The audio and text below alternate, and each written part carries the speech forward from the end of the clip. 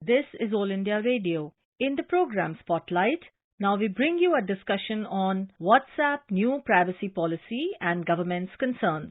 The participants are Jiten Kumar Jain, cyber expert, and Ruchika Chitravanshi, journalist. All of us listening to this show today are most likely the users of the popular messaging app WhatsApp. And if you have been using WhatsApp, you would have noticed a message pops up every time you open it these days that says a new privacy policy that you have to accept. Now, WhatsApp on Monday told the Delhi High Court that this controversial new privacy policy has not been deferred and that it came into effect from May 15th, and that the deadline for this policy for coming into effect has not been extended, but the accounts that are not complying with this updated policy won't be deleted immediately. Now, there are concerns from the side of the consumers as well as from the side of the government. Jitinji, can you tell us about what is this new policy and what are the concerns that government has towards this new policy?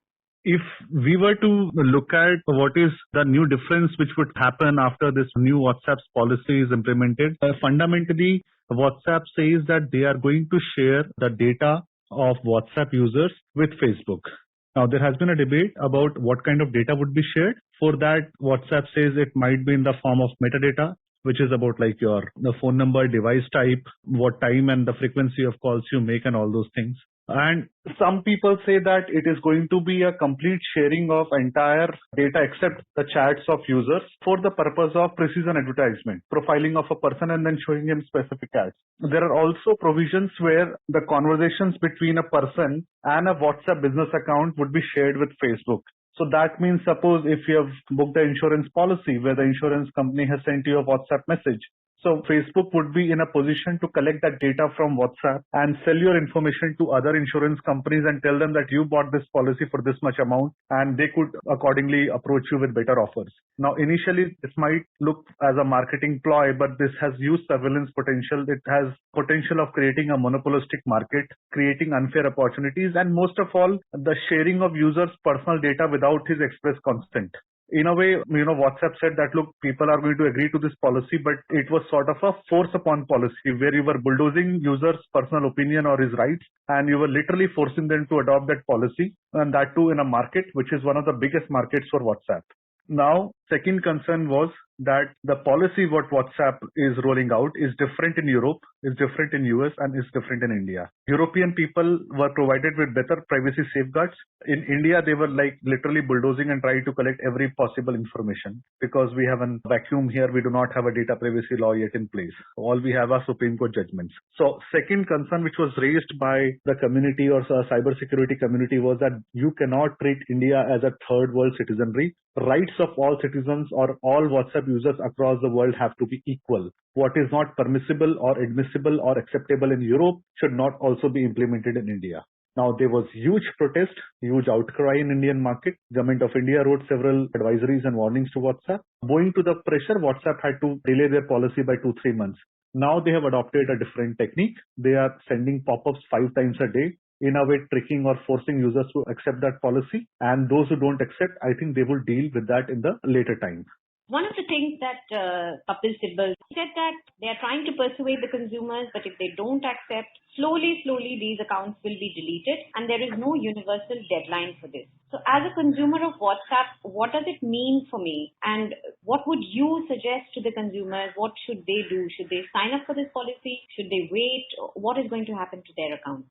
I think users who do not want to accept to this policy should not, and should any penal action or should any action like deterioration of service or blocking of service or deletion of user accounts sort of action is taken by WhatsApp, then users should approach the union government in the country or the courts, because this is like trying to force upon users that either you take it or leave it. This cannot be allowed in a situation where a private company has created a monopolistic market with almost around 40 crore users in India. That is not acceptable. And if it was acceptable, they should have implemented the same in Europe also. Now, second, I think all said and done, I think it's embarrassing for a country to see a former union IT minister who was instrumental in drafting IT Act, putting the rights of individual users, today in his capacity as a lawyer is appearing from a company which is trying to bulldoze the right. Government of India in the same petition has said that WhatsApp's new policy is the violation of India's IT Act. And on the other side, it is a sorry situation to see India's former IT minister appearing for Facebook as their lawyer. I hope better sense prevails. I hope he withdraws. I hope government takes stringent action against WhatsApp in the form of issuing directions to stop this policy. So, Jitin, you mentioned that how they are taking advantage of this situation, that India does not have a data privacy policy in place. But we do have an Indian Information Technology Act of 2000, which you said that the government has also said this new policy is in violation of. Can you explain a bit as to what are the laws that we have and how WhatsApp is going against it by bringing in this new policy? There are new guidelines which have come in place where, IT Act talks about data localization, and it also talks about the safety and security of data, which also in a way, it could be comprehended to mean that sharing or selling the user's data without his explicit consent would form in the violation of any natural law. And now you cannot exactly say that it is only you can have IT law to deal with this problem. What you need is a very stringent data privacy law, which is still in Parliament with a standing committee. You do have several Supreme Court judgments, both on the cases of privacy and on the cases of contracts where the star written small, bigger terms and conditions cannot do something which users otherwise would not have done. And third, I think, beyond laws and the legal provisions, every government in the world has a sovereign duty to protect the rights of a citizen. It has sovereign powers. I think to discharge that sovereign duty, a government of India can take action even if there are no definitive legal provisions. I think to protect the rights of almost 40 crore Indian users, government of India can exercise its sovereign power and stop this policy. Besides this IT Act, we also have a body called the Competition Commission of India, which is looking at companies which may be abusing a monopolistic position. So can some action be taken on their behalf as well to stop them from doing something like this? Of course, a company like Facebook comes up with social media network in India. Then they later came up with this packages of free basics of providing free internet services. Then you come up with this advertisements, and then you give priority to certain advertisements who pay you more. Then you manipulate such results to show advertisers or the results on the top which have paid you or which are favorable to you. Then you manipulate your position in the market to kill competition. For example, Facebook buying WhatsApp and then integrating WhatsApp with Facebook and then trying to create a situation where no other instant messenger is able to survive in the market. It is nothing but creation of monopoly or an attempt to create a monopoly and exploiting your market position. This was the same thing which was done by Microsoft, where they started delivering pre-bundled installed MS Office and Internet Explorers and Windows operating system, and competition commissions across the world in Europe, America decided that no, this is wrong. You only should deliver operating system and then let user decide which internet browser or which Office version, whether Star Office or MS Office, what they want to install. You cannot use your position as an operating system provider to exploit that position and then sell your own products. It is the same case with Facebook, that you cannot be allowed to create a market position and a monopoly, whereby using your dominance in the social media sector, you will try and create a monopoly in the instant messenger market. And once you've created that monopoly, you will exploit users' personal data. You will bulldoze their every privacy right. You will force upon new marketing policies, and you will not pay heed to any government advisory or any user feedback. You will act like a sovereign government trying to tell the world that we are bigger governments than the state governments in the world, and our policies are superior to the local domestic laws in place. I think this is a larger issue of how to deal with this text like WhatsApp. It is a problem with WhatsApp today. Tomorrow it will be something else with Twitter or Facebook. Absolutely. What action can we take against this? Surely, so blatantly intrusive, the privacy policy, and there are serious concerns of privacy. What can government do? What is the position of Indian government now? What options do we have? I think one remedy could be someone approaching, which has already been happening, and some directions coming from Competition Commission of India, and then they issuing certain directions to Facebook not to create this sort of monopolistic position. One avenue could be Competition Commission.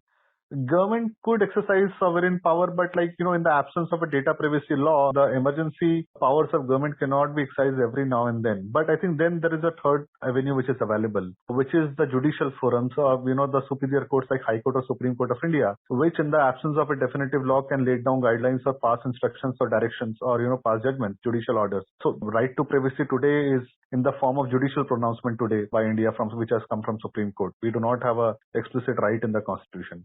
I think what is happening in High Court, I think High Court is in a better position to settle this issue today. And I'm sure after listening to both sides, High Court would probably do something which has already happened in Germany last week, where German government has ruled that WhatsApp new policy is now blocked.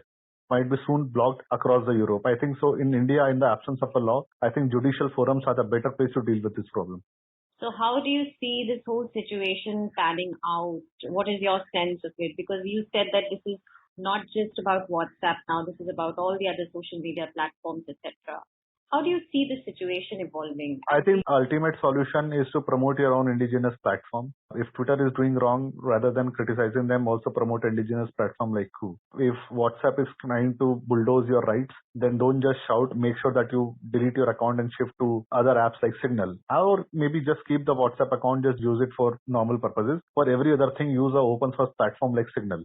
So I think moving away your bunch of data communication from these platforms will teach them a better business lesson, and I'm sure it will affect them. So I think almost around 25-30% of users in India switched from WhatsApp to Signal, and it did have a cascading effect, and WhatsApp had to extend their policy. I think more people shutting these platforms off and shifting to others would send the right signal. There is also something in WhatsApp which distinguishes the policy for the business account and the individual account. Is that right? Yes, WhatsApp is saying that every conversation or every message you exchange with a WhatsApp business account will be shared, will be recorded, will be shared with the business competitors, will be used for marketing, advertisements, and business intelligence. So the privacy concerns, would you say, are more for business account than for individual account? No, I think it is both ways. If you read that policy carefully, it is a jugglery of words. It does mention that we will collect this, and then there is a line that any other information, and what does the other include is not elaborated and nobody knows. It does not also express, does not rule out what is will not be collected. So I think these policies are drafted by a lawyer who knows how to beautify words and create a jugglery where, meanings are different, contexts are different, and views are different. So I think in a way what we are looking at as what has happened with Instagram and Facebook, that what Facebook is attempting to integrate WhatsApp's and Facebook data, and sooner or later, if they have gone back on a word which they said 7 years ago that WhatsApp and Facebook will never be integrated, then they say that we will share minimal information just like phone number. Now they say that we want to share data also. So what they are saying today does not have any value, because 6 months later they may say that okay, now were just collecting metadata. We are going to now also collect everything. So I think this is just the beginning of overall integration which has to be stopped. Now, what is happening with the whole data privacy policy? Where is it stuck? And do you think that will lay some sort of a ground for us to stand upon for future such issues we may face? I think we have a reasonably fair data privacy law which is being proposed at the parliament. It is with the standing committee. There are some objections. There are some suggestions of improvement. But what is happening is that specific law talks about data localization, penalties for data hacking or data leakage.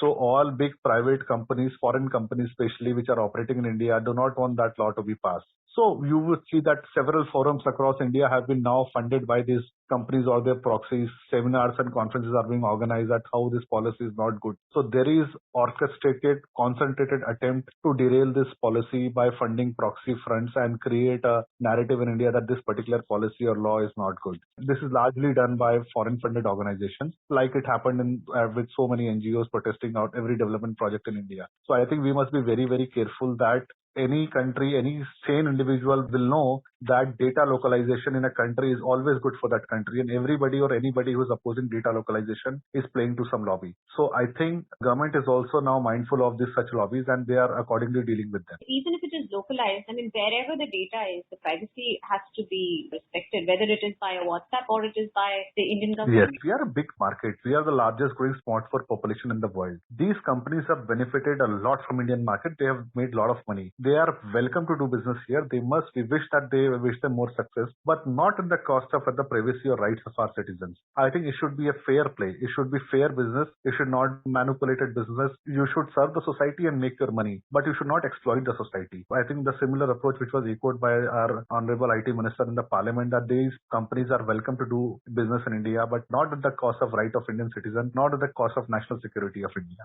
Thank you so much, Jiten, for joining us and sharing your insights with us. Thank you. You were listening to a discussion on WhatsApp new privacy policy and government's concerns. The participants were Jiten Kumar Jain, cyber expert, and Ruchika Chitravanshi, journalist. This program was produced and presented by the News Services Division of All India Radio. You can listen to it on our mobile app, News on AIR. This program is also available on our website, newsonair.com. You may email your opinion about this program at airnsttalks@gmail.com.